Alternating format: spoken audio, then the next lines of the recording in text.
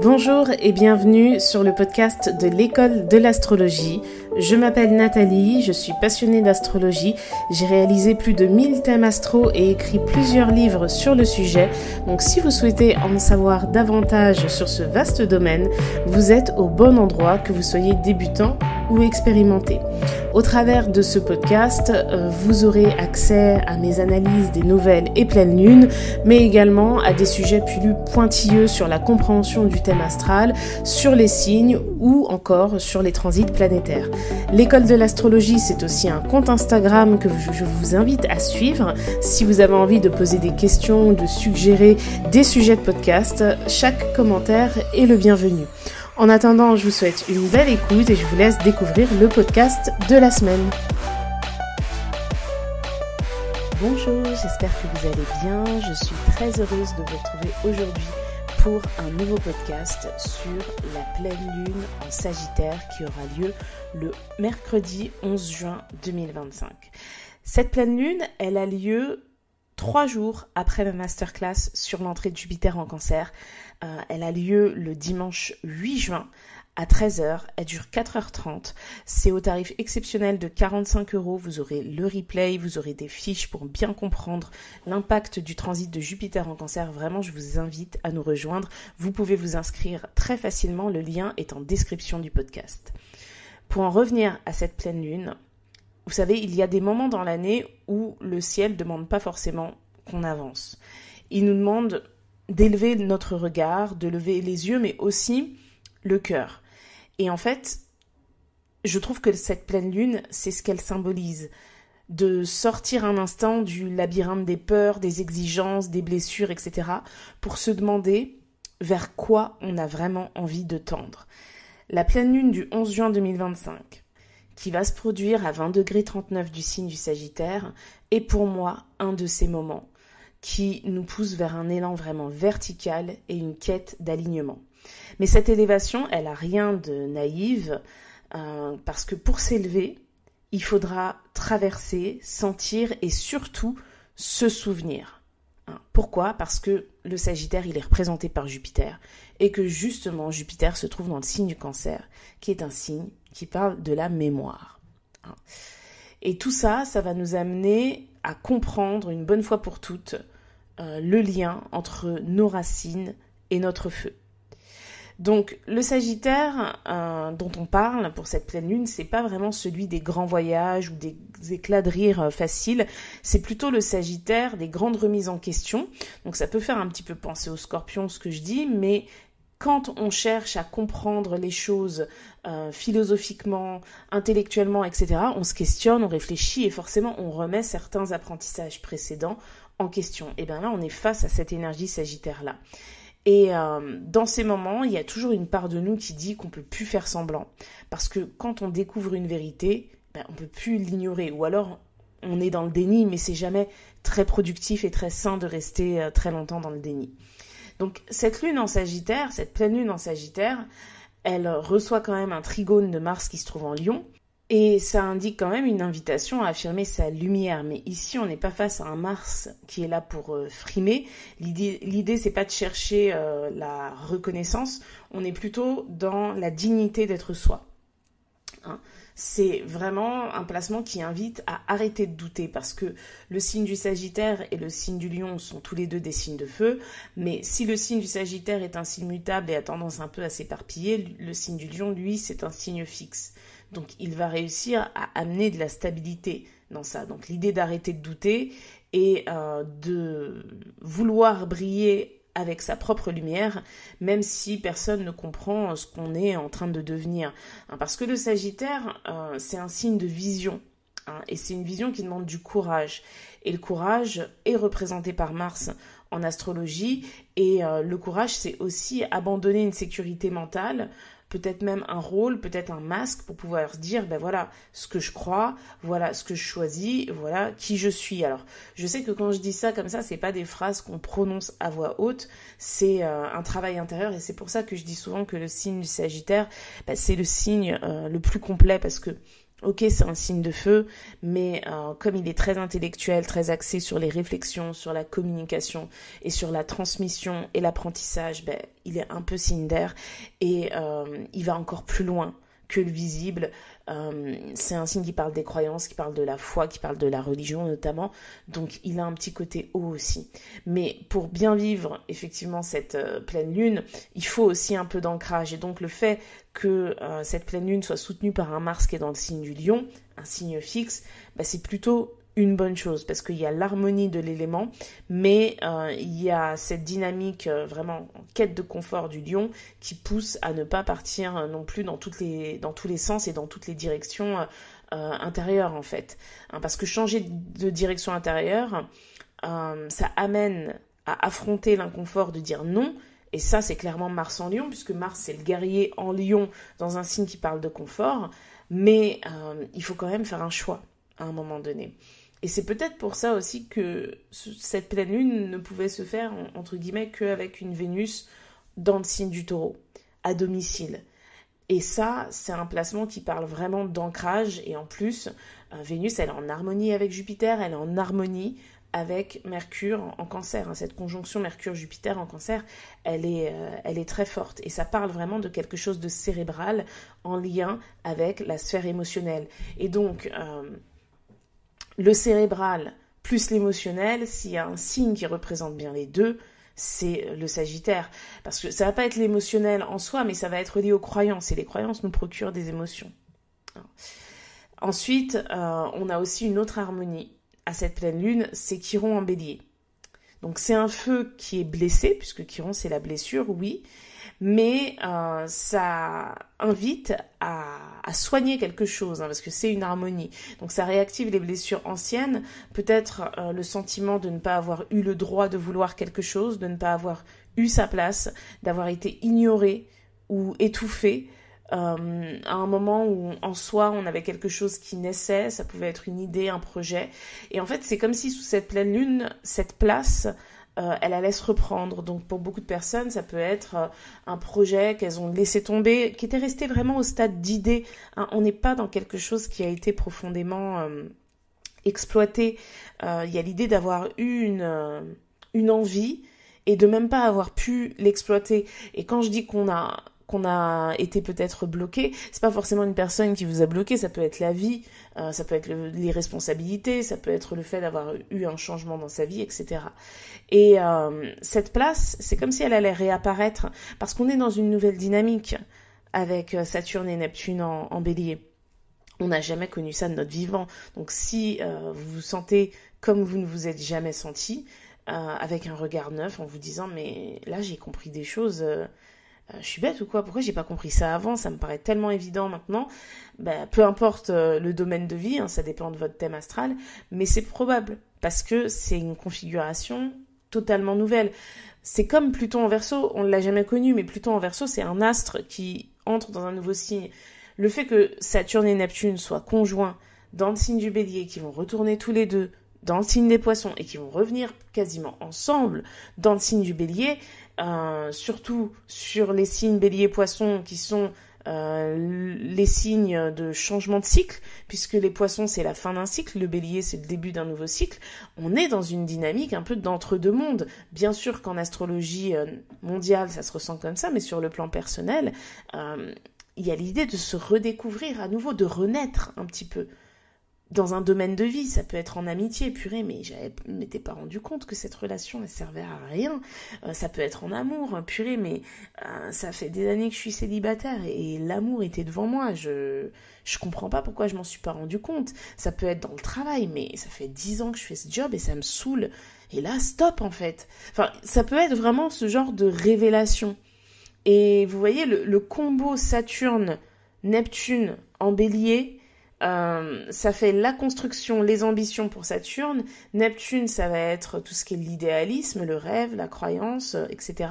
Et le Bélier, c'est la combativité. Donc, quoi mieux qu'une pleine lune, dans le signe du Sagittaire pour entremêler un peu tous ces éléments. Et cette pleine lune, elle se fait en harmonie. Alors, pas avec Saturne et Neptune, parce qu'ils sont au tout début du signe du Bélier et que la pleine lune, elle a lieu sur le degré 20, mais c'est en harmonie quand même avec Chiron. Donc, Chiron, il est en Bélier depuis quelques années.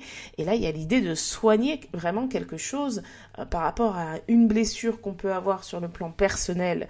Ça va dépendre de votre thème, dans quel domaine de vie ça peut jouer, à voir dans quel secteur de vie Chiron se trouve et la pleine lune se trouve aussi. Mais il y a vraiment cette idée de guérison. Et la guérison, elle se fait en regardant le passé. Pourquoi ? Parce que la pleine lune en Sagittaire, elle est représentée par un Jupiter qui est en Cancer. Et Jupiter en Cancer, et c'est ça que je vais expliquer d'ailleurs dans ma masterclass, je vous invite vraiment à nous rejoindre, c'est l'astre qui va faire de la résistance à ce changement de monde. Et il va faire de la résistance pendant 1 an. Et il va, émotionnellement parlant, nous rappeler des choses du passé pour nous permettre de faire cette transition plus en douceur. Vous voyez, si là on avait tout de suite l'année de Jupiter en Lion, avec Saturne en Bélier, Neptune en Bélier, Pluton en Verseau, Uranus qui rentre en Gémeaux et Jupiter en Lion, tout la même année, ça aurait été un choc trop violent, je pense, même au niveau mondial. Jupiter, c'est l'astre qui nous invite à regarder un petit peu en arrière. Donc la pleine lune en Sagittaire, elle est imprégnée de cette énergie-là. Et puis il ne faut pas oublier que ça crée aussi un inversement, puisque la lune, c'est l'astre du Cancer. Et Jupiter, c'est l'astre du Sagittaire. Donc il y a la lune qui est chez le Sagittaire, qui est chez Jupiter, et Jupiter qui est chez la lune. Et ça crée une dynamique quelque part d'équilibre entre deux signes qui, au premier abord en tout cas, n'ont pas l'air d'avoir trop de liens. En tout cas, cette lune en Sagittaire, on pourrait vraiment croire qu'elle nous pousse à partir à la conquête d'un sommet. Et pour moi, on va trouver ça dans un lien restauré avec soi, dans cette capacité à dire « je sais d'où je viens, je comprends ce que j'ai dû dépasser et maintenant je transforme ma propre histoire en boussole ». Et c'est là que l'énergie Sagittaire, elle permet l'élévation. C'est pas dans le fait de rester dans le déni du passé, mais plutôt dans sa transmutation. Et c'est pas forcément quelque chose qui est facile. Parce que Jupiter en Cancer, c'est ici que tout bascule. Que la quête du Sagittaire, elle prend vraiment une autre couleur, qui est pas moins exigeante, mais qui est beaucoup plus intérieure, beaucoup plus tendre et surtout beaucoup plus vulnérable. Donc si ce simple mouvement change profondément le ton de cette pleine lune, c'est pour apporter de l'émotionnel, de la mémoire et de la loyauté affective. Mais il n'est pas seul, il est conjoint à Mercure, qui est aussi en Cancer. Et là, on est face à un Mercure qui pense avec le ventre, qui se souvient vraiment avec les tripes. Il y a l'idée de traduire les silences, de capter les humeurs et de donner un langage aux échos du passé. Et dans cette configuration, Jupiter, il n'est pas en train de chercher à convaincre. Il cherche plutôt à comprendre, à rassurer et à nourrir autrement. Qu'est-ce que ça veut dire ? Ça veut dire que si, par exemple, dans votre vie personnelle, vous avez quelque chose qui n'est pas réglé avec le passé, et c'est le cas de beaucoup de personnes, peut-être avec un parent, peut-être que ce parent n'est plus là pour vous donner les explications, etc. Il faut se dire qu'on n'est pas obligé de tout comprendre pour pouvoir avancer. De se dire mais pourquoi mon père il a fait ça, pourquoi ma mère elle a fait ça, pourquoi, etc. Ça, j'ai envie de dire que c'est la psychologie des personnes que vous citez qui doit faire le travail. Et souvent quand on a un trauma comme ça par rapport à l'un des parents, c'est un exemple que je donne, mais peu importe si c'est un parent ou quelqu'un d'autre, le parent responsable du trauma, il a souvent pas envie de faire ce travail psychologique. Donc si on est obligé de savoir le pourquoi du comment pour aller mieux, dans la majorité des cas, c'est pas possible. Donc, il faut sortir de cette idée qu'on est obligé de tout comprendre pour pouvoir... qu'on est obligé de tout connaître pour pouvoir avancer. Ce qu'on doit comprendre, c'est notre fonctionnement. Et ça suffit amplement. Donc on peut se poser la question de quoi est-ce qu'on a manqué et qu'est-ce qu'on veut réparer aujourd'hui, de quoi on a manqué dans l'enfance et qu'est-ce que ça dit sur nos réflexes aujourd'hui. Et c'est ça qui doit être compris. Après, je sais que en plus c'est un sujet qui est assez difficile, notamment tout ce qui touche la famille, les racines, etc. Mais on constate quand même que l'idée c'est pas de se torturer en cherchant des réponses que très souvent on ne pourra pas avoir parce que les personnes concernées par tout ça ne voudront pas nous donner les réponses ou parfois même tout simplement n'en seront pas capables. Donc le Cancer c'est la racine, c'est l'enfance intérieure, c'est celle qu'on a vécue et qu'on porte encore sans forcément l'avoir digérée. Et cette pleine lune en Sagittaire, elle vient toucher un nœud fondamental de notre élévation. Est-ce qu'on peut vraiment aller loin sans avoir regardé d'où l'on vient ? Est-ce qu'on peut aspirer à la vérité sans pacifier quelque part notre lien à la tendresse, à l'attachement ? Et je pense que cette pleine lune, elle nous rappelle une loi assez subtile qui est que l'élévation sans racines, ça devient une fuite quelque part. Et les racines sans vision, ça peut devenir un repli. Donc une fois de plus, là, je suis pas en train de dire qu'on est obligé de se souvenir de toute son enfance, de tout connaître, etc. Mais ce devoir de mémoire, il est surtout par rapport à nos ressentis du passé. Et on peut se souvenir de ce qu'on a ressenti, et si on n'y arrive pas, il y a des professionnels qui peuvent nous aider, notamment par le biais de l'hypnothérapie. Donc, je dis pas que c'est le cas pour tout le monde, mais cette pleine lune, elle peut chez certaines personnes, en tout cas, réveiller ce genre de choses, un besoin fondamental de comprendre. Mais il faut se dire que ce qu'on veut comprendre, c'est par rapport à soi. C'est pas expliquer tout ce qui a pu se passer dans la tête des autres personnes qui étaient présentes dans des moments où il s'est passé des choses qu'on a mal vécues. Et ça, je pense que c'est un conseil que j'auto-applique parce que dans ma vie personnelle, j'ai vécu pas mal de choses qui font que je n'ai jamais compris à l'heure encore d'aujourd'hui pourquoi, par exemple, mon père a agi comme il a agi. Et en fait, j'ai passé des années à essayer de comprendre. Il veut pas parler, au bout d'un moment, on va pas se torturer pour ce genre de choses. C'est beaucoup plus facile à dire qu'à faire, je le conçois, mais c'est l'histoire sans fin aussi.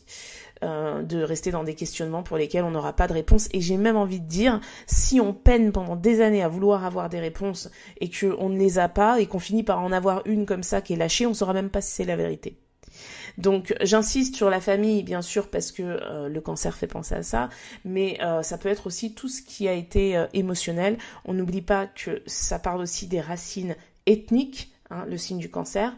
Le cancer, c'est les groupes de personnes avec lesquelles on partage un passé. Donc c'est aussi tout ce qui est patriote. C'est possible d'ailleurs. Ce sera intéressant de voir ce qui peut se produire aux alentours de cette date par rapport au monde, par rapport au conflit qu'il peut y avoir dans le monde, etc. S'il n'y aura pas des décisions peut-être importantes qui seront prises par certains pays, parce que ça peut effectivement réactiver quelque chose par rapport à la notion de patriotisme. D'ailleurs, je ne sais pas si vous vous souvenez l'année dernière, mais quand il y a eu l'annonce de la dissolution, je crois que c'était le 9 juin, c'était le jour de la conjonction Vesta-Lune dans le signe du cancer. Donc, l'énergie cancer, c'est effectivement une énergie qui réveille des choses sur le plan patriote, et c'était de mémoire en harmonie avec Uranus en taureau. Donc la planète des changements soudains. Bref, petite parenthèse.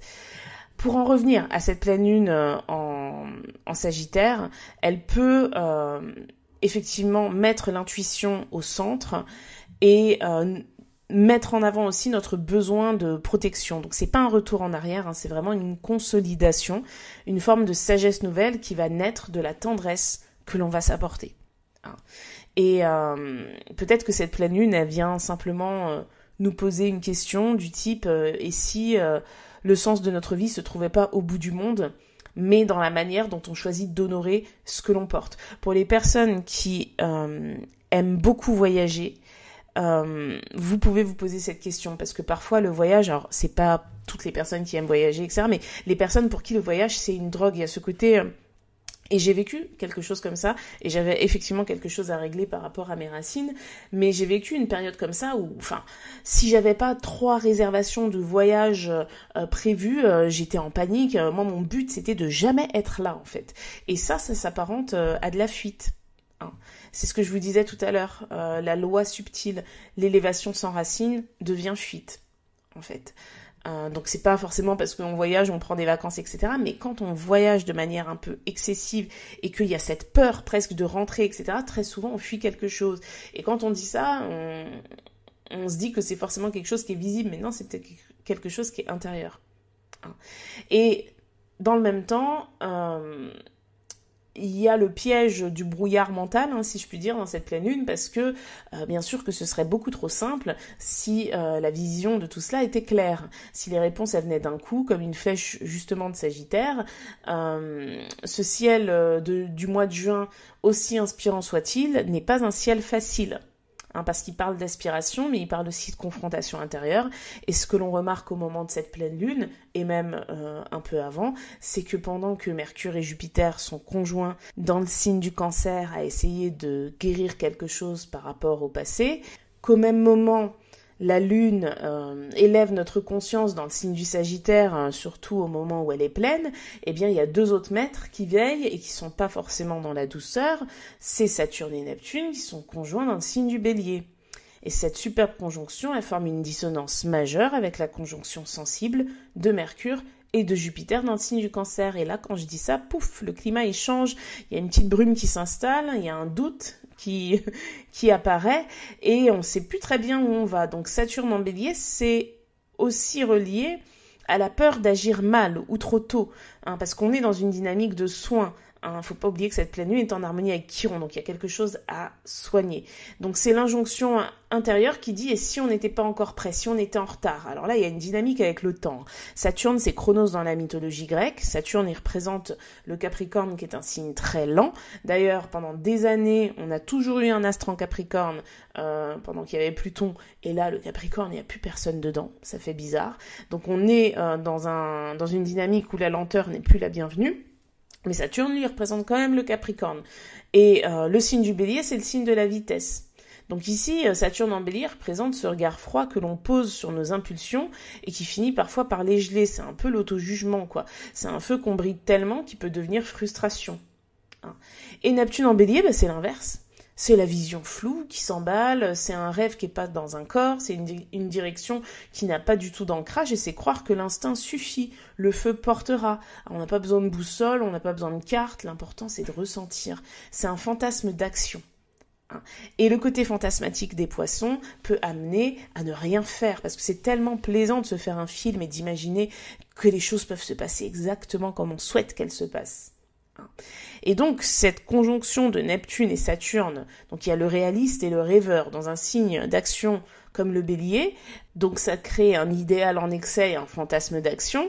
C'est en dissonance cette conjonction avec Mercure en Cancer, main dans la main avec Jupiter qui veut protéger, rassurer, parfois trop, par peur de froisser, on peut aussi vouloir se taire et par besoin de paix on peut éviter. Donc on comprend. Ici, on analyse avec Mercure, mais à travers nos filtres émotionnels. Et ces filtres peuvent brouiller la vérité autant que l'absence d'émotion. Et c'est là qu'il y a une tension qui s'installe, c'est que dans 2 manières radicalement différentes de ressentir, de réagir et de se positionner dans la vie, on fait face à 2 signes qui se ressemblent énormément. Et c'est le point commun entre le Bélier et le Cancer qui va permettre, je trouve, de profiter au mieux de cette pleine lune. Et on peut dire que le mix des 2, ça fait un peu le Sagittaire. Pourquoi ? Parce que le Bélier, il agit à partir de l'instinct. Donc il sent, il part, il tranche, il attend pas que ça fasse sens. Il ressent à l'intérieur, c'est l'instinct, c'est la pulsion, c'est la passion, on y va. Le Cancer, lui, il agit à partir de l'émotion. Il ressent, il digère les choses, il a besoin que ça se tienne intérieurement. Et qu'il y ait un petit goût de sécurité quand même. Et pourtant, dans les 2 cas, l'élan, il part de l'intérieur. Donc il parle pas du mental, il part pas de la logique, il part pas de l'extérieur, ce sont des signes vraiment primaires, bruts. Donc on est dans quelque chose qui n'est pas du tout objectif, qui est fondamentalement subjectif et cette tension, je pense qu'elle n'est pas vraiment à résoudre, mais plutôt à comprendre comme un point de fusion. Et si la clé alchimique de cette pleine lune, c'était aligner l'impulsion avec la sensibilité, faire jaillir, entre guillemets, un feu qui soigne plutôt qu'un feu qui détruit, pacifier ce qu'on ressent pour ne plus agir depuis la peur ni depuis la fuite, mais depuis la clarté de ce qui nous anime. Le Sagittaire, il veut viser haut, le Cancer, il rappelle que pas sans savoir d'où on vient, il faut pas le faire sans savoir d'où on vient, et le Bélier, il murmure, lui, ok, mais pas sans affronter ce qui brûle en soi. Donc en fait, on grimpe pas vers la vérité sans avoir descendu quelques étages en soi, et cette pleine lune, elle vient, je pense, tout simplement nous le rappeler. Donc, si vous avez à ce moment-là des échéances importantes ou une décision de vie importante qui peut se manifester, ça va venir questionner quelque chose en vous. Et si vous donnez votre réponse uniquement d'un point de vue rationnel, c'est-à-dire d'un point de vue terre ou d'un point de vue air, ça va pas forcément être la bonne réponse. Ça peut, mais c'est pas sûr. Alors après, ça dépend. Bien sûr, hein, si vous êtes en train de vouloir acheter un logement, il y a des calculs à faire, etc. C'est pas juste l'instinctif et l'émotionnel qui va tout résoudre, on est d'accord. Mais ce que je veux dire, c'est que si vous êtes par exemple en train d'acheter un logement et que tout est ok au niveau de la banque et tout, faut quand même vous poser la question, est-ce qu'à l'intérieur, vous achetez pas ce logement à cet endroit parce qu'on vous a dit depuis toujours que vivre à cet endroit, c'était ça la réussite, mais que vous, en fait, vous aimeriez vivre ailleurs. C'est ça qu'il faut se poser comme question. Vous voyez.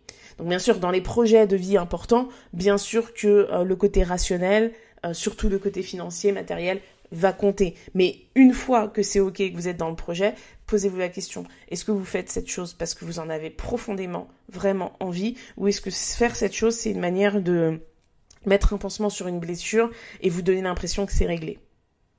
Voilà. C'est une pleine lune, je trouve, quand j'ai regardé la carte du ciel, je pensais pas du tout que j'allais l'aborder de cette manière-là. Vraiment. Parce que c'est vrai que le Sagittaire, il fait tout de suite, c'est les ambitions, etc. Je pensais pas que ça allait partir vraiment dans quelque chose d'autant émotionnel. Après, c'est mon interprétation, mais je trouve que c'est quelque chose qui embellit aussi chaque pleine lune. C'est pour ça qu'on peut pas se dire, pleine lune en Sagittaire, ça veut dire ça veut dire ambition, ça veut dire apprentissage, on va commencer une formation, etc. C'est possible hein, pour certaines personnes, mais des pleines lunes, il y en a une tous les ans dans le même signe. Donc c'est pas toujours pareil. Et là vraiment, comme on est... le Sagittaire, c'est un signe particulier parce que son astre, Jupiter, il change de signe à peu près tous les ans. Donc à peu près tous les ans, la pleine lune, elle est toujours gouvernée par un Jupiter dans un signe différent. Et je trouve que c'est intéressant. C'est pour ça que je fais une masterclass aussi sur Jupiter en Cancer, parce que c'est des transits vraiment très, très intéressants à comprendre. Je classe les années en années jupitériennes. Voilà. Donc pour conclure, oui, cette pleine lune en Sagittaire, elle peut nous désarçonner, elle peut nous faire douter, elle peut faire naître une sensation étrange d'être partagée vraiment entre l'envie de faire plein de choses et l'envie de rester au calme. C'est vraiment entre l'élan et la mémoire, entre la vérité et la tendresse. Et c'est dans ce tiraillement que se joue notre croissance. Donc le Sagittaire parle d'élévation, c'est une intégration patiente aussi de ce que l'on a vécu, de ce qu'on n'a pas reçu et de ce que l'on continue à chercher même sans savoir pourquoi. Parce qu'il ne faut pas oublier qu'on est à l'aube d'un nouveau cycle avec Jupiter qui arrive en Cancer justement le 9 juin. Je dis à l'aube parce que au moment de la pleine lune, oui, il sera déjà en Cancer, mais au moment où j'enregistre ce podcast, je l'enregistre, on est le 25 mai, donc il n'est pas du tout encore arrivé, et puis quand le podcast sortira, ça ne sera pas le cas non plus. Donc dites-vous qu'on va vers le feu du Sagittaire qui guide, mais en dialoguant avec l'eau. Donc c'est un feu qui doit apprendre à écouter, à se poser, à ressentir et à accueillir l'enfant intérieur qui n'a jamais vraiment cessé de parler, mais qu'on n'écoute pas parce qu'on n'a pas le temps. Alors, on n'a pas le temps, on est dans le speed, etc. Donc on a toujours des trucs à faire. Voilà, c'est un bon moment, cette pleine lune en Sagittaire, justement, pour prendre ce temps et pour aussi, je trouve, comprendre le point commun entre le Bélier et le Cancer, cette force d'action qui naît de l'intérieur. Reconnaissons-la en chacun d'entre nous, en fait. C'est vraiment, je trouve, un appel à réconcilier nos deux élans fondamentaux. Ce que l'on ressent immédiatement et ce que l'on ressent profondément. À savoir qu'on pourrait dire que les ressentis sur l'instant, c'est plutôt le Bélier, ces ressentis vont justement créer un instinct qui va réagir direct, des réflexes aussi, et ce que l'on ressent profondément, ça va plutôt être le Cancer. Et pour ces trois énergies, ça va être impactant particulièrement. Donc je vous invite à regarder les astres aussi que vous avez en Sagittaire, en Cancer et en Bélier. Le Sagittaire, il montre le ciel, le Cancer, il rappelle d'où l'on vient, et le Bélier, il pousse à avancer coûte que coûte, parce que le Bélier, c'est à la fois la Lune qui est en harmonie avec Chiron qui se trouve en Bélier, mais de l'autre côté, la Lune est en harmonie avec Mars, et Mars, c'est l'astre du Bélier. Donc voilà, j'espère que ce podcast vous a plu, n'hésitez pas à commenter sur YouTube, à poser vos questions. Je suis pas très assidue en ce moment au niveau des réponses aux commentaires, mais je vais essayer de m'y remettre. Et comme je vous l'ai dit, je vous invite vraiment à nous rejoindre pour la masterclass sur Jupiter en Cancer du 8 janvier. Vous avez toutes les infos sur le lien que j'ai mis en description. Voilà, je vous souhaite d'avance une excellente pleine lune en Sagittaire et je vous dis à très vite.